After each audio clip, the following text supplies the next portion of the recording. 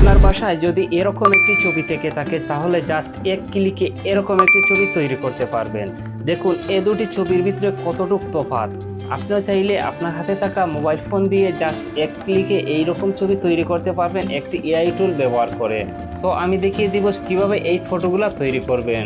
তার জন্য আপনার হাতে থাকা মোবাইল ফোন থেকে চলে যাবেন প্লে স্টোরে গিয়ে লিখবেন চ্যাট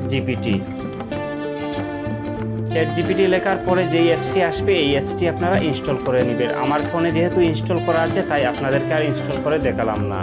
তো তারপরে চলে যাবেন এই অ্যাপসের ভিতরে যাওয়ার পরে আপনার জিমেল আইডি দিয়ে লগ ইন করে নেবেন। তো তারপরে এখানে ক্লিক করে ফটোসে ক্লিক করবেন। তারপরে গ্যালারিতে থাকা ফটোটি সিলেক্ট করে দিবেন। দেখুন লোড নিচ্ছে। তারপরে এখানে একটি ফন্ট লিখতে হবে। এই ফন্টটি আমি আমার পিন কমেন্টে দিয়ে দিব, আপনারা জাস্ট শুধু কপি করে এখানে নিয়ে আসবেন। সো আমি এই লেখাটি সিলেক্ট করে দিলাম। তারপরে এখানে ক্লিক করবেন। এখানে ক্লিক করার পরে একটু সময় নেবে, জাস্ট 1 থেকে 1.5 মিনিট সময় নিতে পারে, অনেক সময় 30 সেকেন্ডও সময় নিতে পারে। সো দেখুন আমাকে কত সুন্দর একটি ফটো তৈরি করে দিয়েছে।